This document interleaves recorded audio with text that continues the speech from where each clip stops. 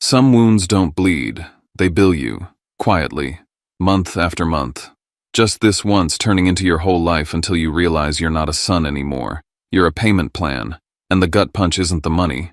It's hearing your love called selfish.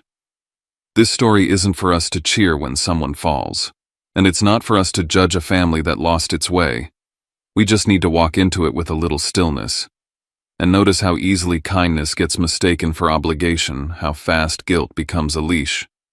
Because after Thanksgiving, his dad screamed, "All you do is take, you've never given this family anything," and instead of begging to be seen, he did something colder, cleaner. He canceled every payment, vanished for 3 weeks, and came back only when the house hit the auction block. Not to win an argument, just to stop saving people who never planned to stop taking. Now, let me tell you what happened. My name is Axton Wilder. I'm not proud of how far it went, but I'm done pretending it happened for no reason. Before I tell you the whole story, I just need to know you're here with me. Comment hi or tell me where you're watching from. Sometimes knowing someone is listening is the only thing that makes saying it out loud possible. And if you've ever been the one who carried everyone until your hands went numb, consider subscribing. Not for drama, for company. For the kind of stories people don't usually admit they lived through. Thank you. And now, let me tell you everything. I was still standing in the kitchen long after everyone had gone. The air was thick with the leftovers of a night that looked perfect, from the outside, faint scent of roasted turkey.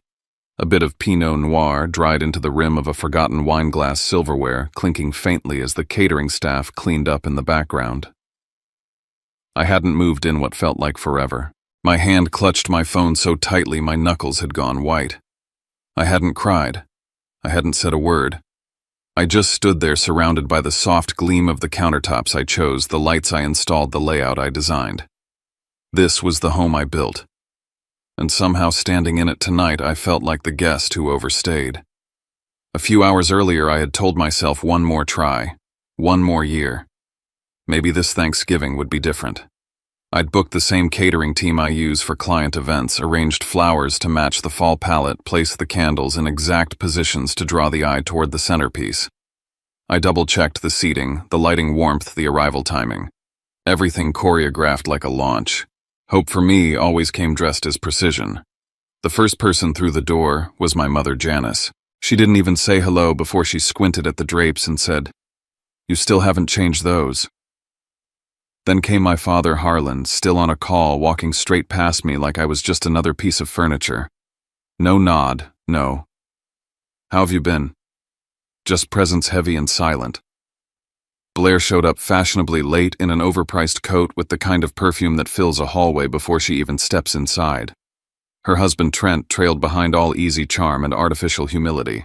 He clapped me on the back like we were college buddies and immediately asked if I had an extra room they could crash in for the weekend.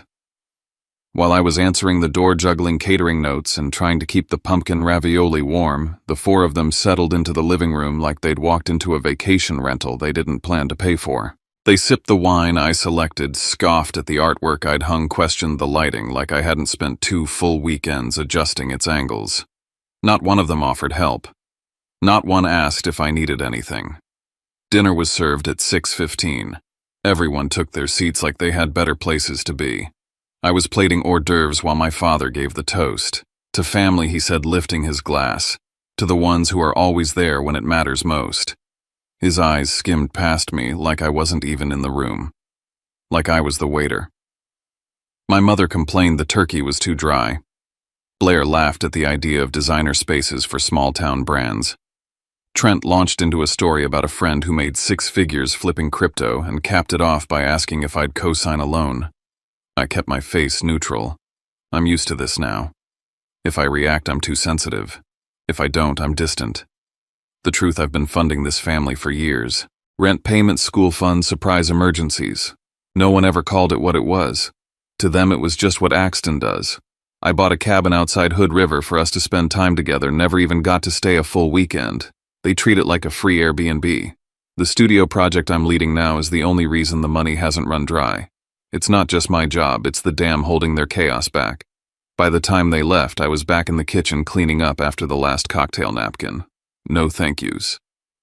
No, that was nice. Just the silence they always leave behind. I placed the last wine glass in the dishwasher and checked my phone. There was a voicemail from my father. I didn't listen to it right away. I just stared at the notification, gut clenched. Something was waiting in that message.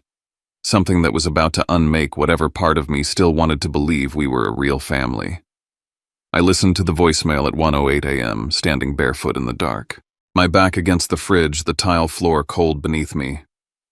I hit play and heard his voice sharp, controlled, the kind of tone Harlan used when delivering bad news to clients or issuing final warnings. "All you do is take," he said. "You've never given this family anything." I played it twice.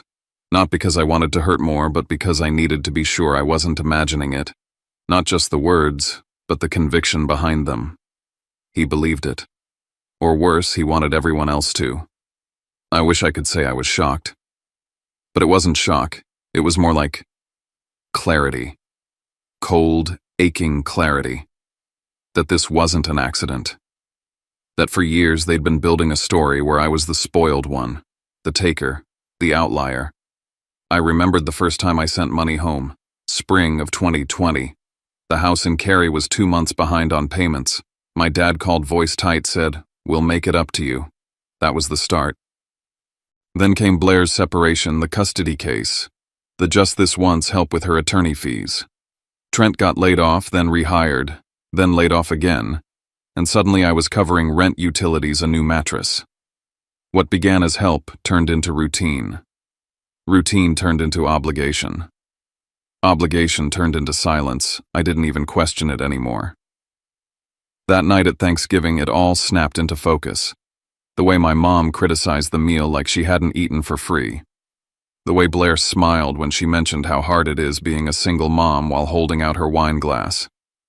The way my dad toasted a family I clearly wasn't part of. Every action felt planned, strategic. At 2:13 a.m., still wide awake, I opened my laptop. There, buried under a dozen unread emails, was one from 3 weeks ago, mortgage overdue notice. The Cary house, delinquent. Not by a few days, weeks. I scrolled further. There was another one, and another. They knew. And they'd come to my house that night, not just for dinner, but for the last ask before it all crumbled. I closed the laptop, then opened my phone again. I checked my banking app. The screen lit up with transfers, all of them automated monthly payments to my parents, Blair, even one marked for insurance reimbursement I couldn't even remember agreeing to. I stared at the list like it was a hall of ghosts. Every transaction, a tiny betrayal. Then I remembered something. Last spring I borrowed Blair's tablet for a quick Zoom call while mine was updating. I'd seen a message pop up from Trent, something about, "Don't worry, Axton will cover it, he always does." I brushed it off then. But now it made my skin crawl. They weren't just relying on me. They'd built a whole plan around me. I was a mechanism, a human trust fund, a scapegoat they could use when the world asked where the money went. "Axton's fine," they'd say. "He's got it." And if I ever pulled away, then I'd be the villain, the one who abandoned the family, the one who only takes. I sat on the edge of the bed, blinking at my screen, that sentence from my father echoing like a knife being pulled from a drawer. "You've never given this family anything. No more questions. No more giving."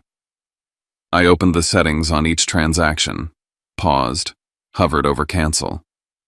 Then I thought of the look on Blair's face when she'd poured her second glass of wine, all charm and calculation. The way Trent joked about jobs he never kept. The way my mom ran her hand over the table setting I curated with months of effort and said, "Maybe too modern." And I heard it again. That voice, that sentence. I hit cancel, one by one. And when the screen went blank, I knew something else had cleared out with it. There would be no more dinners, no more favors, no more asking. Only silence. And the truth. I didn't sleep that night. Not really.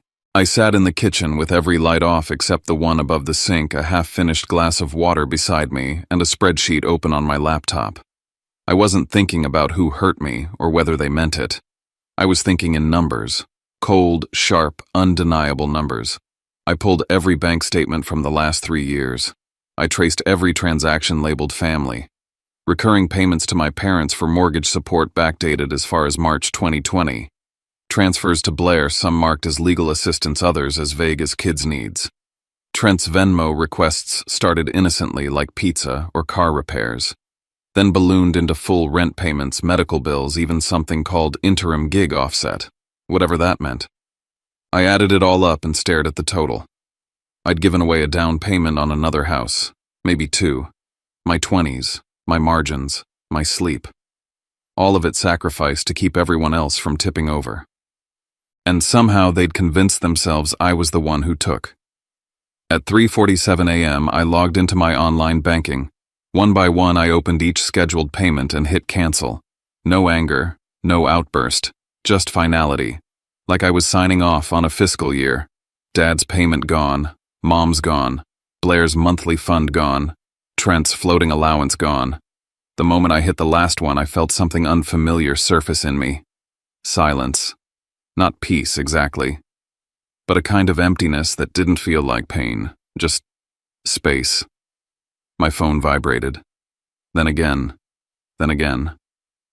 First came the auto alerts, payment failed. Then the messages. Axton. Something wrong with the transfer, Blair. I think there's an error, Trent's card got declined. Then my mother. We need to talk. Now. My father with the subtlety of a hammer. What the hell are you doing? None of them asked if I was okay. Not one of them asked why. They just wanted the money to keep moving. Like the machine jammed and they were calling tech support. I didn't answer. Instead, I called Miles Avery. He picked up fast, he always did. I need to lock this down, I said. All of it. I canceled everything. They're going to come hard. Miles listened.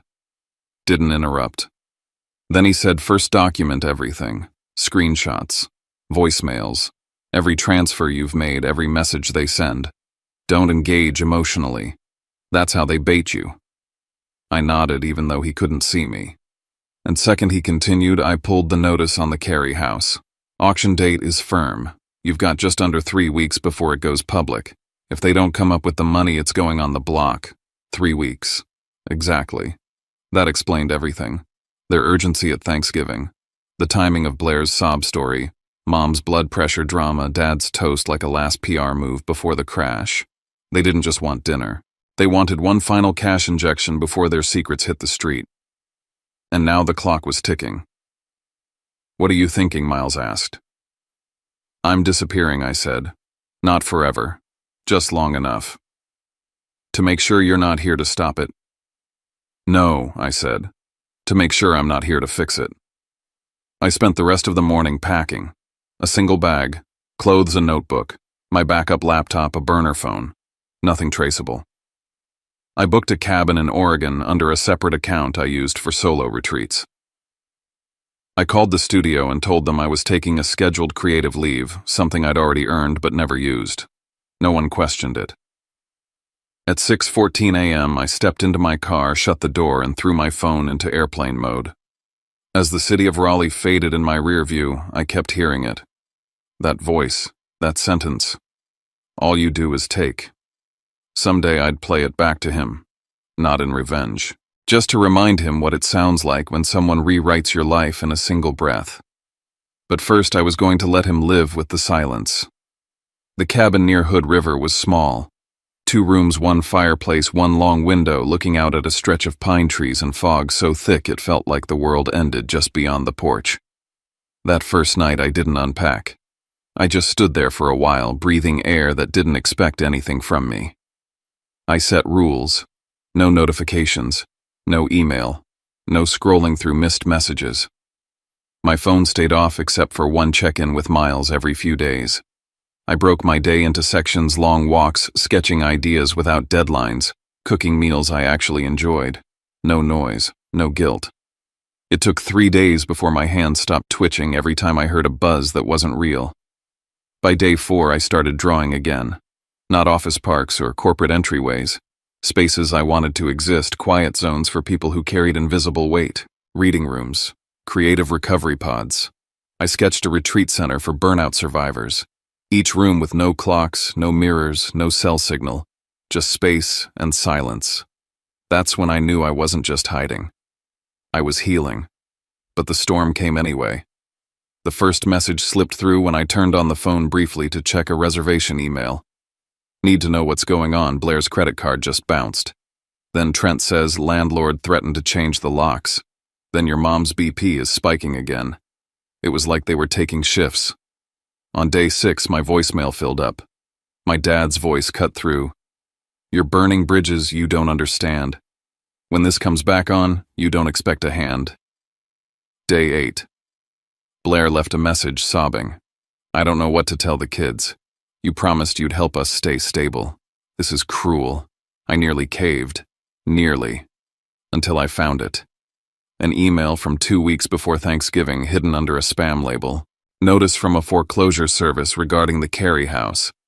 It had been delinquent for months, which meant when they showed up at my home for Thanksgiving, they weren't visiting, they were staging. Planning a final extraction before the ship sank. It was never about family. It was always about delay. By week 2, their messages changed tone. Are you okay? Trent asked. We're all worried. You're acting really erratic. Is this something chemical? My mom chimed in. You need help, please. We're ready to support you through anything, even if you can't see it right now. They were laying groundwork, reframing me not as the escapee but as the unstable one. Because if I was unwell, then whatever they'd done was necessary. It got worse. I answered a blocked number on day 11 thinking it was the cabin manager confirming my extension. Instead, it was a voice identifying themselves from a local welfare check service. We've had a call from concerned relatives. You've been off-grid. They just want to ensure you're safe. I kept calm, thanked them. Said I was on retreat and fully functional. They seemed satisfied. I called Miles immediately. They're escalating, I said, trying to flip the narrative. Miles didn't hesitate. Then we escalate too. I'm compiling a file, voicemail screenshots, transaction records, the foreclosure timeline. You're going to need it. Need it for what? For when they try to file something drastic. Emergency guardianship. Asset freeze. A restraining order framed as mental health intervention. I stared at the window for a long time after we hung up. Outside, the trees stood still, indifferent. But I could feel the clock inside me counting down. I made 2 decisions. 1, I would not return early. That gave them too much stage time. 2, I would return on the exact day of the Carey auction. With proof. With posture. With everything they feared I'd never grow. That night, I blocked every number. I set a timer on my calendar for the return flight. And I started organizing a folder called Receipts. Every voicemail. Every email. Every thread of the story they were so sure I'd never tell. I stood by the window the next morning, coffee in hand, and realized something simple and terrifying. They didn't fear losing me. They feared losing their version of me. And that version, he was gone. I got back to Raleigh just before midnight. No one saw me pull up. I parked 2 blocks away, walked the rest with the hood of my coat up, and let myself in through the side entrance like I was sneaking into my own life. I didn't turn on many lights, just enough to see where I was stepping. Everything was still here. My furniture, my books. The coffee cup I hadn't rinsed before I left. I walked around the apartment like I was checking for damage after a storm. But there was none, at least not here. Not in the space I built with my own hands. I watered the plants, rearranged a stack of books that had been leaning for weeks, threw out a forgotten bag of groceries, and in those small motions I reminded myself this life is mine, not a loan, not a favor, not a family heirloom. Mine. The next morning I turned my phone back on. It felt like lighting a fuse. In under a minute, the screen lit up with an avalanche of missed calls, messages, voicemails, emails, and alerts. I scrolled through in silence, thumb skimming past each notification like flipping through a stranger's diary.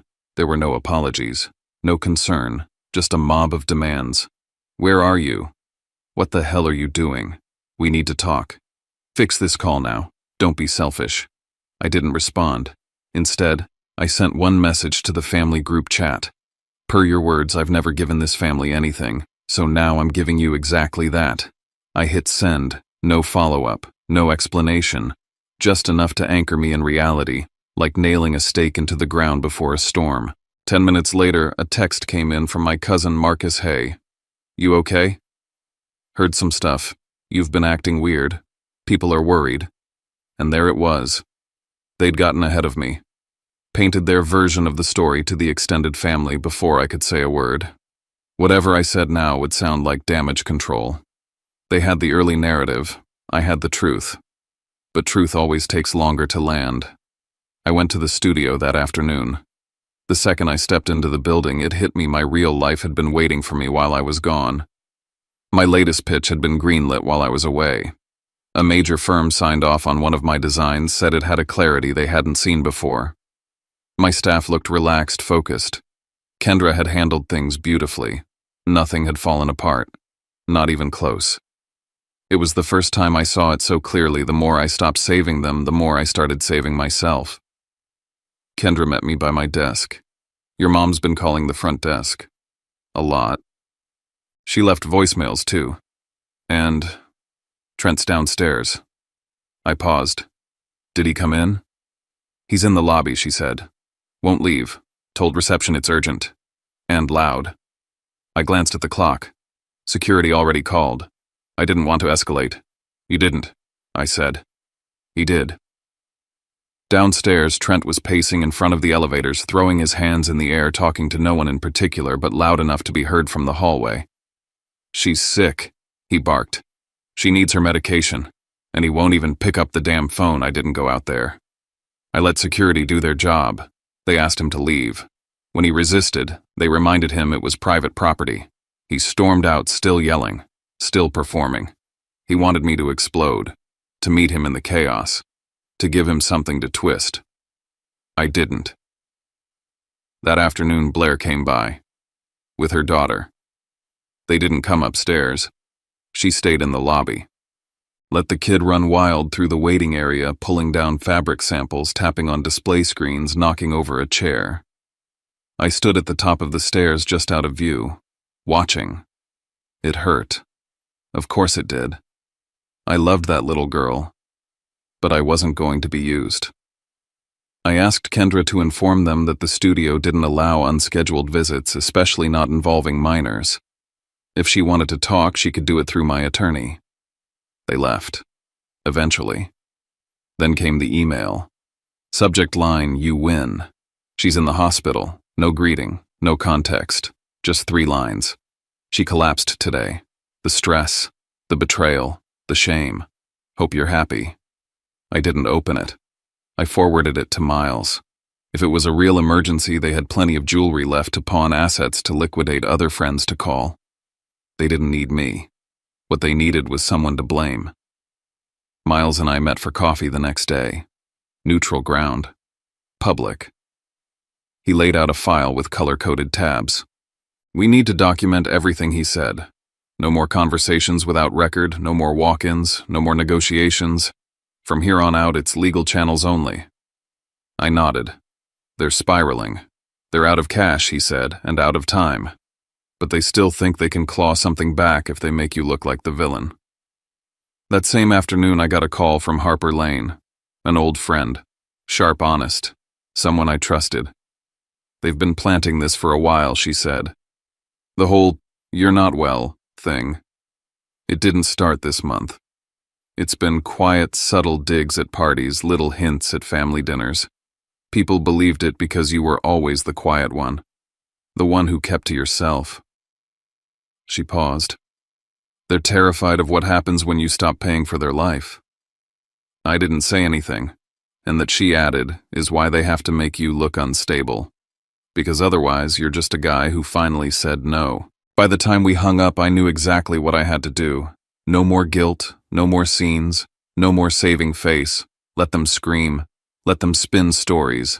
I was done playing the villain in a drama I didn't audition for. The auction was approaching, and I had a front row seat reserved. I wasn't coming to rescue. I was coming to witness. The first strike came on Monday.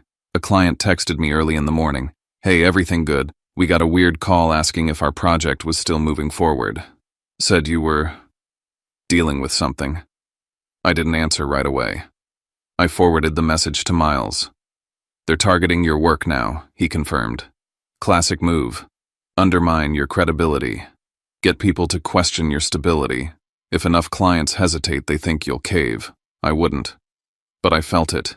That old reflex tight in the chest hands tingling the urge to run and fix everything, prove them wrong. I breathed through it. Then came Harlan's message. Out of nowhere. Long, rambling. We've always supported your studio, you know. Made sacrifices so you could focus. This is how you thank us. It wasn't a conversation. It was a press release. A setup for screenshots. Something he could show people later and say, look. We tried. I didn't respond. Miles filed it. By midweek, things escalated. I got an alert from building security. Someone had requested a wellness check at my address, claiming I'd gone unreachable and may be at risk. I opened the door to two officers, polite but firm. We're just here to make sure you're okay, one said. Family's been worried. I kept it short, calm. Explained I was fine, working from home, not in danger, not in need of intervention. They left satisfied, but I didn't feel safe. They're laying groundwork, Miles told me. If they can get even one official report suggesting erratic behavior, they can use that to delay proceedings, challenge the auction, maybe even file for emergency control of assets. That's when the cabin came under fire. They filed a motion questioning ownership, said it was a family purchase, that I held it in trust, and that any profits or control should be collectively shared. Miles needed proof. Emails. Texts. Anything. I dug into my archive. Found a thread from Blair thanking me for finding a quiet place for yourself finally. Another from Mom saying, it's good you bought something just for you. No shared language, no joint ownership, just a pattern of me giving and them taking. We added it to the file. Then Blair showed up again. This time she didn't bring her daughter. She brought threats. You really want her growing up thinking you didn't care, she said, eyes red, voice trembling just enough to sound practiced. I didn't answer. She waited. I still didn't answer. You're going to regret this, she whispered. We're family. And then she left. That night, Miles called with a final update. They're almost out of moves, he said. No injunctions filed. No freezes granted. Unless they hit the lottery tomorrow, the house goes to auction in 5 days. I stood in the doorway of my apartment, lights off, city glowing below. I felt strangely calm. They're going to try something dramatic, I said. Something loud, public. Then don't meet them there, he replied. Let the day come. Let it all unfold. But show up. I nodded, even though he couldn't see it. I opened my journal, wrote one line under the date of the auction. They don't deserve to see me when I give, so they won't get to see me when I take it back. And then I closed the book, locked the front door, and waited for the morning I'd walk into that auction, not as their son, not as their scapegoat, but as the man they never thought I'd become. I woke up early that morning before the light had fully settled over Raleigh. My apartment was still quiet in the way only a space you've claimed can be. I followed the same routine I'd been drilling into my bones for weeks. Black coffee, 10 deep breaths with my feet flat against the floor. Then I opened the file folder. Inside were the printed voicemails, copies of the payment records, a spreadsheet of every dollar transferred, every favor repaid. I double-checked that the voicemail, the one, was printed 3 times, just in case. I put my phone on Do Not Disturb, leaving only one line open, Miles. Today wasn't about confrontation. It was about conclusion. By the time I pulled into the street in Cary, the signs were already up. A white sandwich board in front of the lawn announced the auction, bold letters, contact info, start time. Mr. Sutton's car wasn't there yet, but a small crowd had already gathered, neighbors, a few curious bidders, someone with a camera slung over their shoulder. I stayed in the car for a few seconds, took it all in. The house hadn't changed, beige siding, the same faded wind chime on the porch. I'd mowed that lawn every Saturday from age 11 to 17. I'd once dreamed under that roof. I'd also been shattered under it. Now it was the stage for their final act. I stepped out of the car, locking it with a soft click. The air was thick, humid, and stale like a room full of secrets. And there they were. Harlan was front and center, standing stiff like a man presiding over a courtroom. Janice hovered to his left, clutching a handkerchief. Blair stood, rigid arms folded tight across her chest. Trent lingered in the background, eyes shifting, jaw grinding like he'd rehearsed something and was waiting for his cue. I didn't break stride, but before I could even shut my door, Harlan moved in. "What do you think you're doing, son?" His voice was low but sharp, the kind of tone that dared you to answer wrong. Janice moved closer. "I haven't slept in weeks," she said. Her voice cracked on cue. "My blood pressure is sky high. You're tearing this family apart." Blair followed. "Do you even care about the kids they ask about you? You're just... gone." I didn't respond. I kept walking measured, even steps until I reached the edge of the driveway. That's when Harlan switched gears. "Axe," he said softly, using a name he hadn't used since I was 15. "You and I were better than this. You know this isn't how we solve things." I looked at him, studied the lines of his face. There was no warmth there, just strategy. He was trying to pull me aside. Negotiate. Get me away from the crowd. "No," I said calmly. "If there's anything to say, say it here." He hesitated. That was his first mistake. Mr. Sutton's SUV rolled in moments later, followed by 2 more cars. A man in business casual stepped out with a clipboard and started checking names. Bidders approached cautiously, but it was clear they knew what this was, and they knew who I was. That's when Blair struck. "You'll never see them again," she hissed. "If this goes through, you're cutting yourself off." I blinked. Once. Then I met her eyes. "I'm not the one using children as ransom." She faltered. The words didn't land where she expected. Janice looked panicked. Trent glanced at the growing crowd. Then I spoke just loud enough for everyone to hear. "There's been a lot of noise about what I've done. Let me be clear." I pulled out the paper, unfolded it, held it up the way you hold a mirror to someone who refuses to look. I read, "All you do is take. You've never given this family anything." Harlan's face froze. "That was the voicemail," I said. "Left by my father. On record. After I paid for his second mortgage, his car, and their hospital bills. After I supported Blair's kids. After I kept this house above water for 5 years." I looked up at him, and for the first time he looked small. "I'm not here to argue. I'm here to honor your words."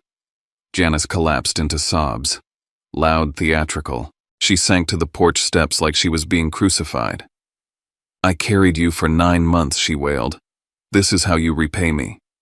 Trent stepped forward, voice rising. "She's sick, man. She needs medication. You're just gonna let this happen. You're fucking heartless." I didn't flinch. I turned toward Mr. Sutton. "Good morning. I'm Axton Wilder. I'm here to confirm the auction proceeds as scheduled. No delays, no negotiations." He nodded, a little unsure. "You're the current holder of the deed?" "Yes," I said. "And I have documentation to prove it." I didn't need to say anything more. I'd already said everything I would. The rest was just wind and witnesses. Harlan started to speak again, but the auctioneer raised his clipboard. "Let's begin." I stepped back, watching the scene unfold. Blair looked like she might lunge forward. Janice wailed louder. Harlan's mouth opened, then closed. Trent stared at the ground. And I realized what was being sold wasn't just a house. It was a fantasy. The fantasy that they controlled me.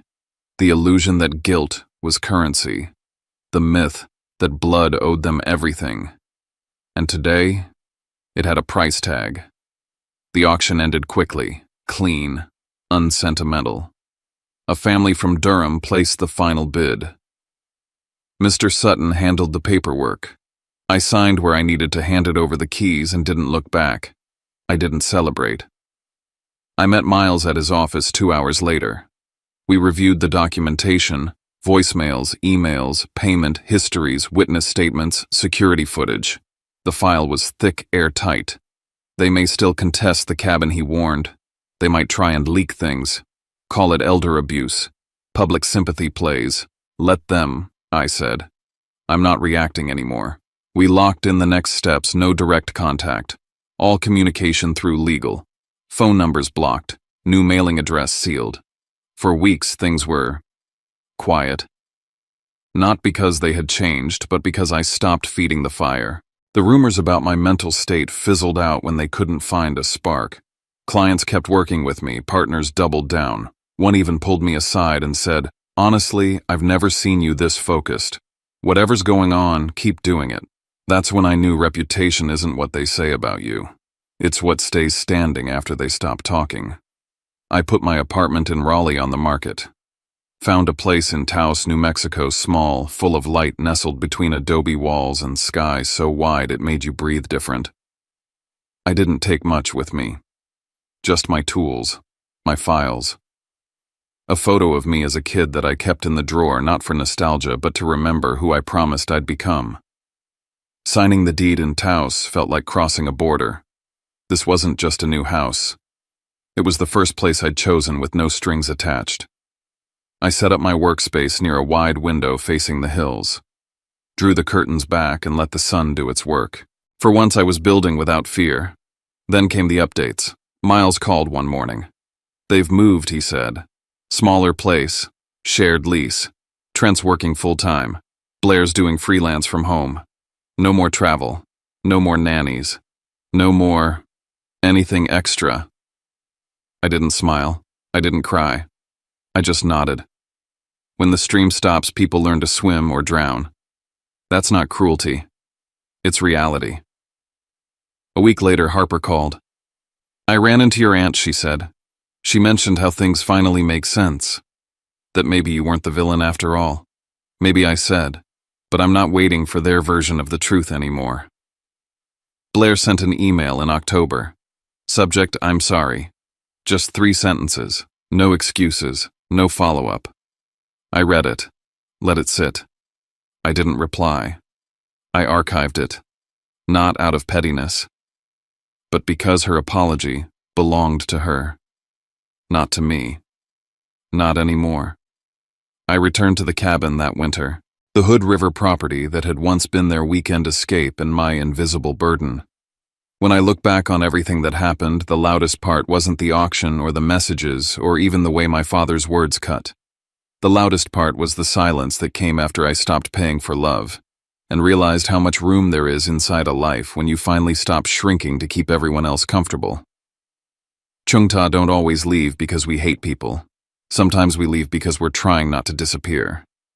And there's a strange kind of compassion in that toward yourself and even toward the ones who only knew how to hold on by taking. If this story stirred something in you, you're not alone. Chungta all carry different versions of the same question: where does love end and where do boundaries begin? If you want, leave a few words in the comments, just a hi or where you're listening from, or the one line you wish someone had told you sooner. I read them and I think a lot of us do too, quietly when we need it most. And if you'd like to be part of a space where stories like this get told without judgment, where we listen, we breathe, and we heal a little at a time, subscribe and stay with us. Not as a click, as a seat at the table. Thanks for being here with me. I'll see you in the next story.